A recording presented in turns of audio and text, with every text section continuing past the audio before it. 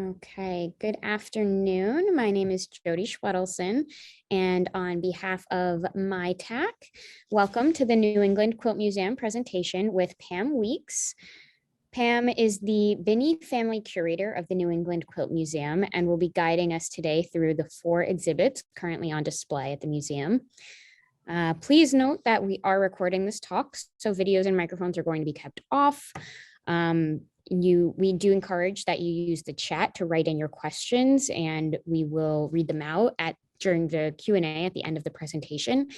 And there are captions that are enabled for a transcript at the bottom of your screen. And with that, Pam, I'll let you take it from here. Thank you.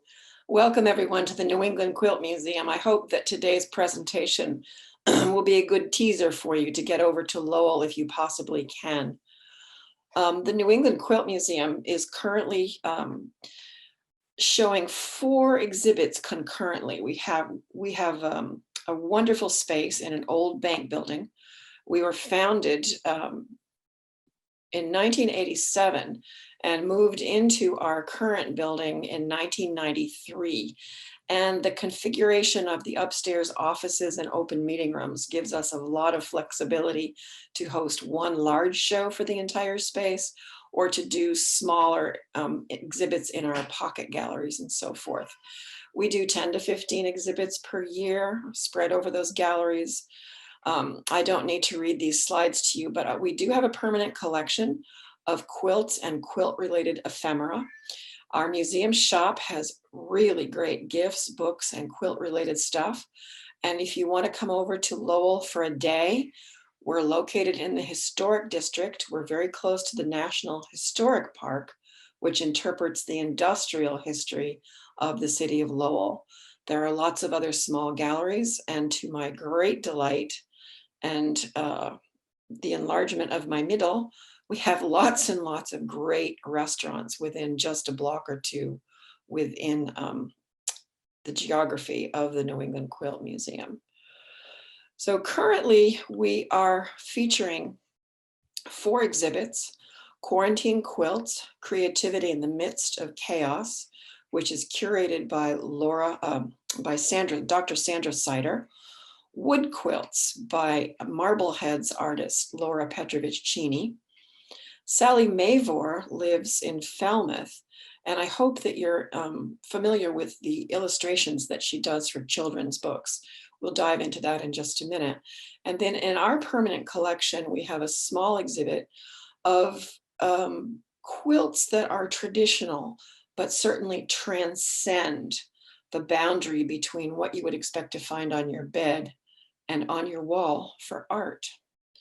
So let's go right into Quarantine Quilts. Sandra Sider is the curator of the Texas Quilt Museum and is an expert in art quilts, an art quilter herself.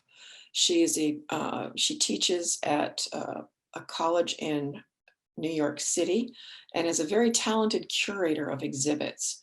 And I'm going to read, actually, you know what, we'll skip to the next slide. I will let her introduce the concept behind this exhibit. There are 26 quilts that were made by artists in quarantine. And she has a marvelous book that goes along with it, because although she selected 26 quilts, there are many more that were submitted and appear in her book. And I'm going to skip to the next slide and let you hear her voice. It was on March 1st, 2020 that the first person in New York State tested positive for the novel coronavirus in New York City, my home.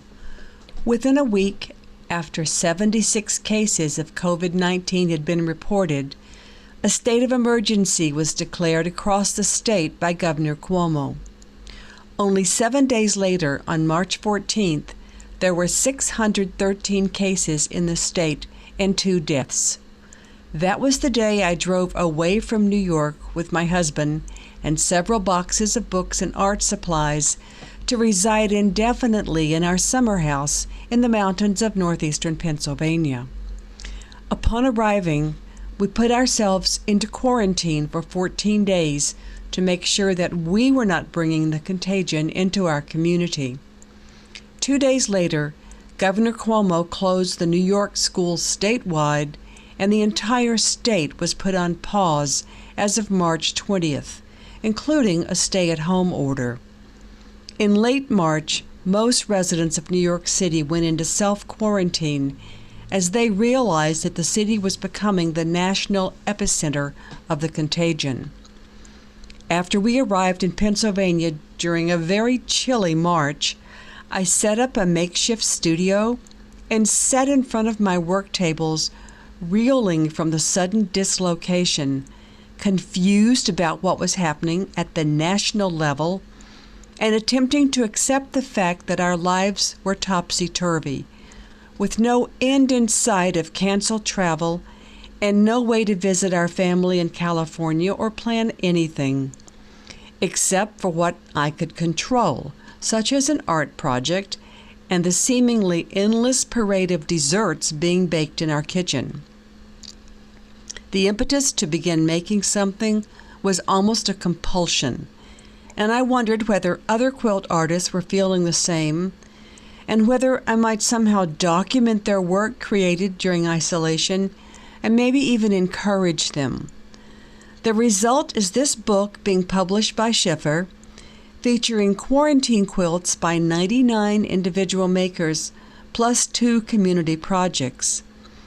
So here are images of a dozen of the quilts, along with their stories. When I found this photo in my collection and coincidentally reread Ray Bradbury's 1962 novel, Something Wicked This Way Comes, I knew I had found a combination that expressed the malaise I had been feeling. The foreboding dark walls and tunnel provide a background for the COVID-19 particle rolling down the stairs. But in spite of the darkness, there is a patch of light just outside the gate, so hope is not lost. Kathy Minzy, Topeka, Kansas. I love to paint, I love to quilt, so having to shelter in place was not such a hardship for me. I have lots of supplies, so much fabric and so many paints that I was very happy to hide away in my studio. I created this piece by painting 5 different canvases with acrylic paint. Each canvas was a different texture of painting, from lines to curves, blocks to grids. I enjoy painting the different panels, and I cut them up to make this construction based on the circles with the strong striped panel weaving through them. Now, the circle was not intended to represent the virus, but it kind of does. I enjoy all of this free time to work on quilts in my studio, but I do miss my students and traveling to teach. I have a strong quarantine of my sister, cousin, and best friend, what some people call a pod, and we stay safe so that we can get together occasionally. We all have family that we want to see and keep safe. Katie Pasquini Massapust, Fortuna, California. We aren't going to go through all of Sandra's 12 recorded snippets about some of the paintings, but we are going to take a minute and look at a few with comments by me. The art quilt on the right, on the left, is one of the non-representative pieces. It just shows me someone who's so interested and happy to get back in her studio and to work with colors and textures. For those of you who may not understand completely what an art quilt is, let alone a quilt needs 3 layers. It needs backing, it needs stuff in the middle called batting or wadding, and it needs some sort of decorated top. And that quilt on the left by Geraldine Warner is a wonderful example of how you can use fabric cut in curves and then use the quilting, which is what gives the bas relief detail in some of those areas. And she's using both silk, which is the shiny gray stuff, and cotton in her composition. The quilt on the right by Patricia Kuminchich, is very typical of her work. Her work is figurative. It always has something to say. And it is actual newspapers from the reporting on the coronavirus that are decoupaged to fabric. And then she uses other fabric pieces on top of it to colorize so you can still see the print through it. But in the case of the skin and the hair, she's using cotton fabric to create those parts. And she chooses to use her quilting in a different way. You can see it's very carefully quilted in a grid, as opposed to accentuating the shapes as the quilt on the left does. Curators aren't supposed to have favorites, but this one is my favorite quilt from the exhibit. It's a little small thing. It's only about 20 inches by 20 inches, but it reminded me of the day at the beginning of the COVID pandemic lockdown when I went to the grocery store and I didn't get the last one. The shelves were empty. The Quarantine Quilts exhibit, as is everything else, will be up until the end of January, and I do hope you can come along to see it. There are two quilts, and this is one of them, that were not part of the original exhibit, but I knew both of the quilt makers, and I particularly wanted Karen Deaver to share with us her quilt because of her experience.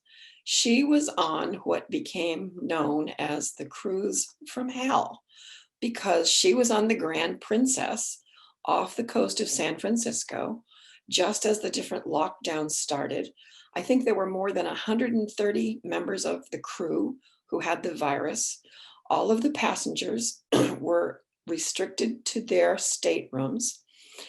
Karen is a quilter and was texting and sharing on Facebook what was going on. And two of her friends requested that other friends send Karen and her husband the heart blocks that you see on her quilt. Karen and her husband got home after a month on what was supposed to be, I think, just a 10-day cruise. You can see up in the upper right-hand corner of her quilt, there are some media symbols. They were interviewed on several national TV outlets. That's Karen and her husband in a photograph from one of the major newspapers in the country, leaning out the window of their stateroom because there was plenty of food, but there was also plenty of alcohol to get the cruise travelers back into port. They finally were allowed to come into Oakland, where they were kept at dockside for 4 more days. And then one by one, they were let off the ship and into transportation. And Karen and her husband spent, I believe, 2 weeks in quarantine on a military base in New Jersey, where they live, before she was able to return home. Karen is a wonderful quilter and also a wonderful character. She's a personal friend, and I just love her dearly, because how many of you have friends who belong to the Needle and Gun Club? All of the quilters in her quilting bee or quilting group are former members of women who had jobs in which they got to carry heat. As we were installing quarantine quilts, we looked at each other and said, what was happening with quilting 100 years ago in 1919 at the time of the influenza epidemic at the beginning of the 20th century? And we dug through our collection and found 3 quilts that were made during that period, which also coincided with the end of World War I.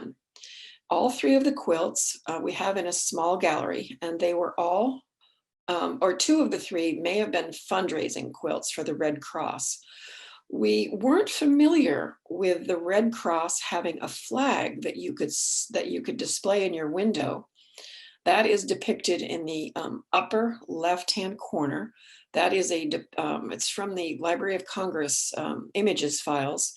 And the quilt is made up of the quilter's version of that window flag. It was called the Red Cross Service Flag. And if you were a member of the Red Cross, you could hang that in your window. The second quilt that we have is I'm choosing to tell you about today is called a redwork quilt. The very popular style from the 1880s to 1920s. The artists would choose commercial patterns, which were available at the local 5 and dime or through mail order catalogs. And they would use red embroidery floss on a white background.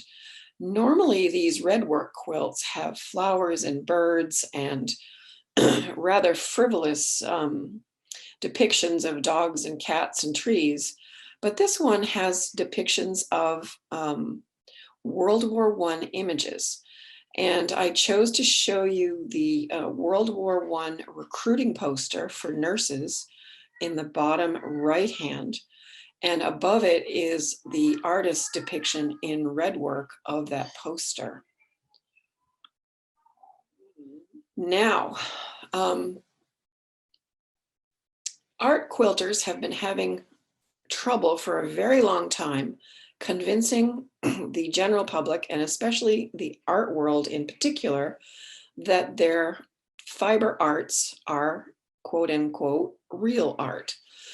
In 1971, two collectors of antique quilts convinced the Whitney Museum in New York City that they should be allowed to hang an exhibit of traditional quilts that they considered art.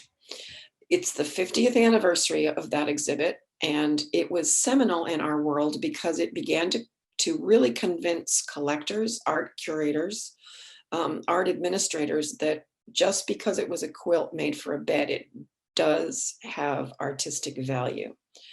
Our collections manager is Laura Lane, and she put together quilts from our collection that are similar to those that appeared in the Whitney exhibit. And the International Quilt Museum in Lincoln, Nebraska, has received the Whitney collection in completion and just did a retrospective with the same quilts. Now, we were lucky a couple of weeks ago to be visited by Tara Miller, who is the director of a project called the Quilt District. She travels around the country going to quilt shows. She came to visit us and she did several live videos, and we're going to look at a couple of them, starting with this one. And give me a second. Hi, everybody. I'm going to jump you into the first minute because we're just going live and getting used to our friends signing in. And We'll start you here. okay. So the Donahue Gallery is named after one of our major benefactors, Nancy Donahue. And whatever's going on in the rest of the museum, we have a special exhibit here. Laura Lane is our collections manager, and she's absolutely brilliant with either a commemorative mini exhibit like this, or she relates what's going on in the Donahue to whatever exhibit is out here. So the 50th anniversary of this exhibit at the Whitney was seminal for making people understand that quilts, although made for the bed, can be considered art. Yes. And they chose quilts. Gail Vanderhoof and Jonathan Holstein chose quilts that they had collected in I think mostly around the Pennsylvania area, if I remember correctly, but also across New England, that were just visually striking. And Laura took the catalog and went through it and chose quilts from our collection that are similar to what appear in the catalog. Would you like to start over here with the log cabin, Tara? Yes, absolutely. All right, so I took a minute and I marked the pages in the book. This is a quilt in our collection that was made, we're not sure where, but it is a gorgeous 1930s log cabin variation. And ta-da, it's so close. It's so to what similar. appeared in the Whitney exhibition, in the Vanderhoof and Holstein collection. While we're standing right here, let's do the 4-patch. This quilt is as close as we could come to the 4-patch with sashing that was in the exhibit. And I love this quilt because it's part of a 10-quilt donation from the Reese family. And this is the last generation of 3 generations of quilters. We have the maker's grandmother's quilt, made in about the 1820s to his quilt, and it was a male maker. His name was Louis Edson Frost. He pieced it with his mother, and she finished it in time for his wedding. We have a schoolhouse or old home in a garden maze quilt, which is circa 1900. And the corresponding quilt in the catalog looks quite a bit different, but it's still a house quilt. Very, very popular pattern over many, many years. And this one is a wonderful example of fabrics from the turn of the 19th into the 20th century, with mourning prints, with red and white prints, and of course the always present double pinks that you see in so many quilts from this period. The set in this quilt is pretty unusual. I don't think I've ever seen a schoolhouse with a garden maze set before. Great collection of fabrics. She kind of took some trouble arranging the colors. If you can pan way out, Tara. She did put the four red blocks in. It's not really a medallion. Maybe if there was one more row of houses, it would have been a medallion. Oh, yeah. Then looky what we have here. Those, Oh, are you still on I was this just guy? pointing out those 4 red ones there in case Yep. anyone's taking a minute to locate those. Got it. Hi, Victoria. Hi, Cindy. Hi, guys. I think we'll stop this video here and go to the next slide. There are 7 or 8 more quilts in the room, and basically we go through comparing what's in the catalog to what's in the in our little exhibit. Hi, everybody. No. I wanted to put up on the screen those 2 quilts that were not easy to see. The quilt on the right is in our collection, and the quilt on the left is what was in the exhibit at the Whitney and also at the International Quilt Museum.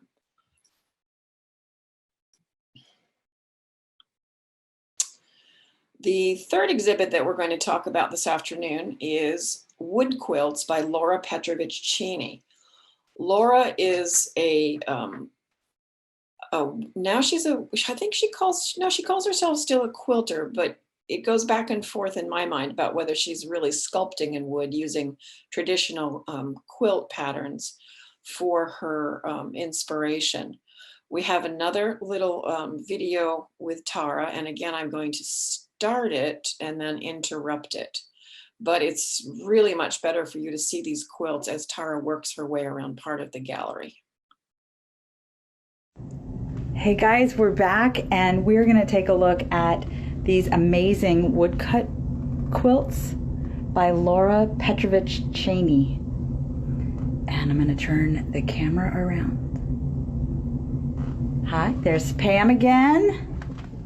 Hi. Welcome to the Genre Gallery. Look at this, you guys. The Genre Gallery also switches out 3 to 5 times a year. It's a very flexible space for an old bank building. And we think this was a data center because it has more electric place plug-ins than anything I've ever seen in my life, which is all going away. We're having it renovated in January. Oh, But in the meantime, we have this wonderful exhibit of wood quilts by Laura Petrovich Cheney. She is an art teacher, a quilter, and got struck by a wonderful idea when she was looking through some magazines that she should start using wood to make her quilts. She uses a lot of, all of the wood that she uses is salvaged wood.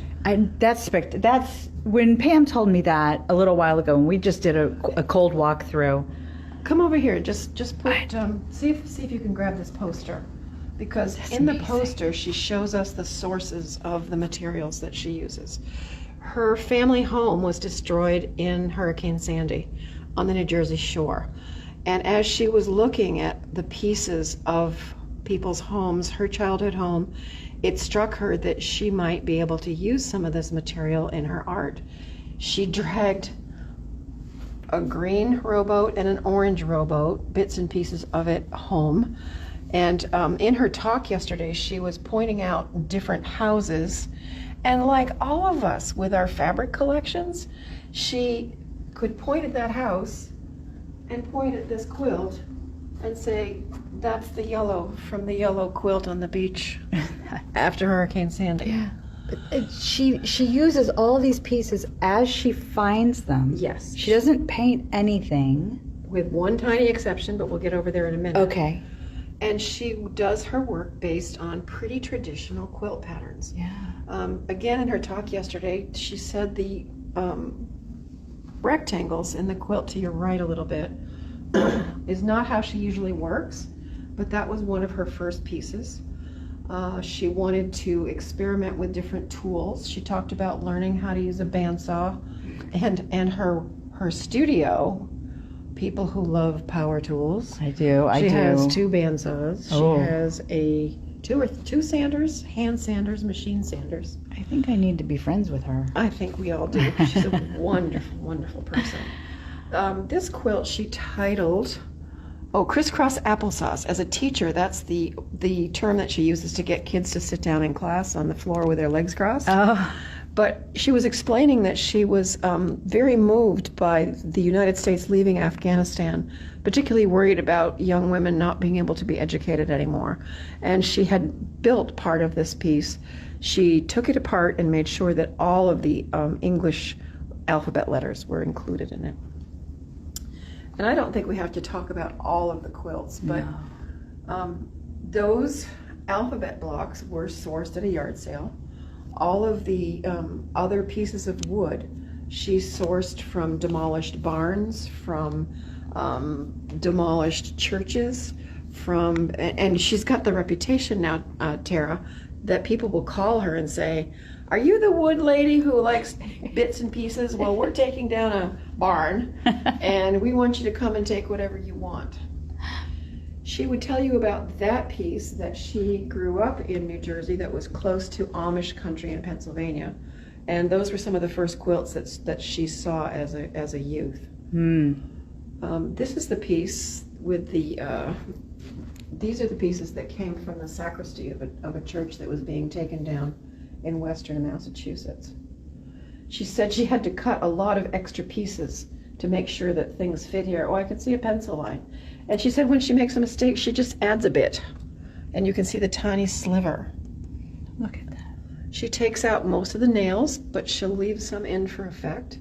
And the other thing you were saying earlier is that you loved that the surfaces weren't level. Yeah. She uses the wood as she finds it. She will cut it to shape, and she uses her quilting ruler to cut the different shapes. Does she really? She uses a quilting mirror. Multi-purpose a quilting tool. ruler, exactly. And then she takes it to her bandsaw and she cuts it as needed. Then she sands it, and then she uses a 2-process epoxy to coat the wood backing and to place the pieces. And I think she told me she has just 2 or 3 minutes before the thing sets. Oh, wow. Now, quilt police, we have a message for you. These have 3 layers. They have a backing, the glue is her batting, and the wood piecing is the piecework. So I don't want any feedback except the excellence of her art, because it's just wonderful. It is really, really wonderful. Oh. And she does sell pieces, doesn't she? She does. Her website is fabulous. You get to see what she currently has going. And she has a YouTube channel. She's recently cut down one of her longer YouTube videos to 8 minutes. That first piece where we were, Tara, she has done an 8-minute video that shows how she measures and how she cuts. Yeah. And how she places the little houses in that piece. Oh, wow. Look at this thing. Whoa. Isn't that I great? didn't see this one earlier. We were talking about some others. So we had our first public event yesterday. It was just wonderful to have this museum and gallery full of people, masked and socially distanced. But what she was talking about, this piece reminds me of. Somebody asked her, "You really don't paint the wood?" And she said, "No, I don't. I use it as I found it." And she said, I'm quoting, "I always look for yellow, orange, and red because those are the hardest colors to find." I think we'll stop here. and go on to the next slide. But I think you heard that we mentioned that Laura has her own YouTube channel and a wonderful website, which will appear in the last slide in today's presentation. Hey guys, we're back. Next slide. I wanted to include a still of that windmill quilt, and also quilters have a joke. We have a joke amongst ourselves. We rarely throw anything out unless it's smaller than a ½ inch square. Laura's the same way. She's begun to make some sculptures of her odd bits and pieces, but she said about the same thing. She keeps the scrap unless it's less than an inch square. And she gave us a bucket of some of her bits and pieces to exhibit. I want to point out in this square where my cursor is going around and around, she has several pieces that use that bright yellow, and the letters, it was from a Department of Public Works barrier that she found abandoned and crushed to the side of a road, and uses just about anything that she can find. The fourth exhibit that is currently attracting a lot of attention as well is the complete set of illustrations from Sally Mavor's latest book called My Bed. Now, some people with young children know Sally very well. She illustrates books by making things of fabric. The majority of it is wool felt.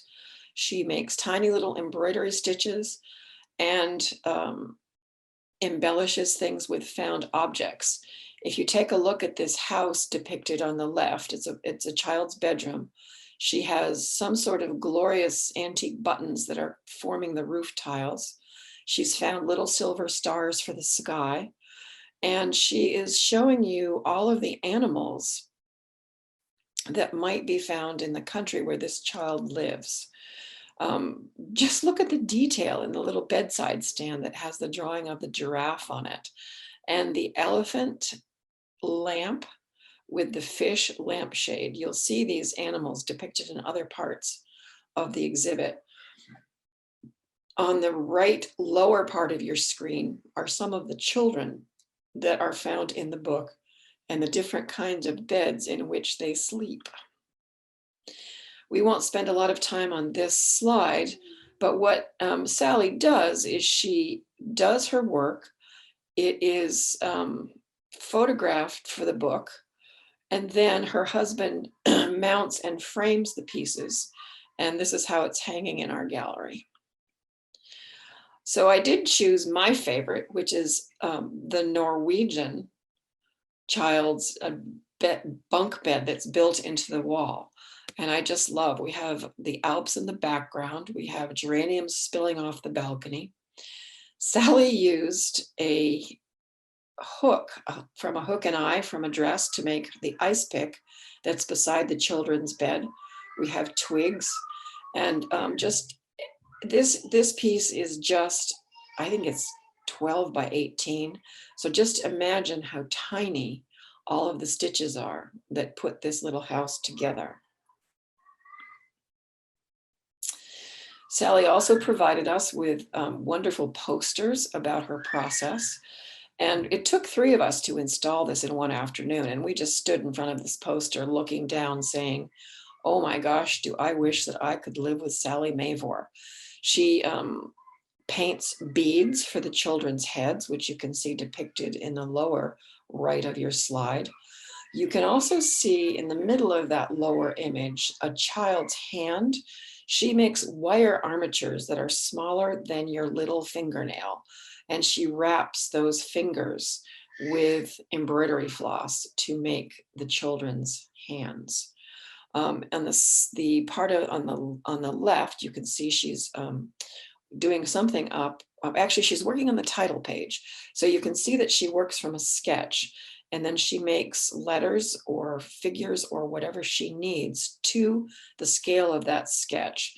And she came and gave a short lecture, and she was talking about the process. You have to worry in your illustration of where the crease in the book is going to be when it's lying flat on a table.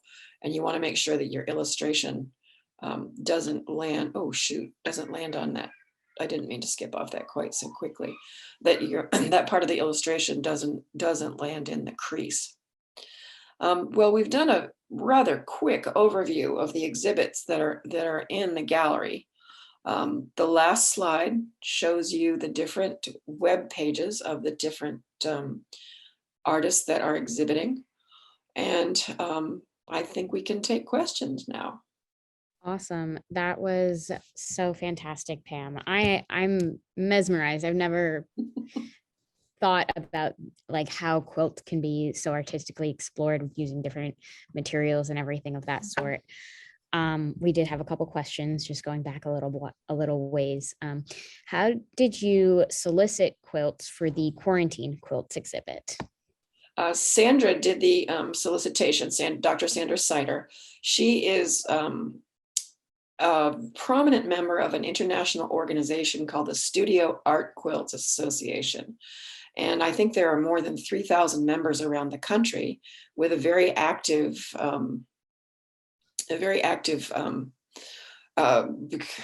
internet communication. They also have a very good website. And if you want to do an exhibit, you speak to the folks at SAQA to get permission to post. I wish I'd reviewed it. I didn't bring the book with me, but I think that when she put the solicitation out there, she received a couple of hundred responses immediately, and then was able to select the 26 that would travel with the exhibit, as well as I think she published 80 in the book.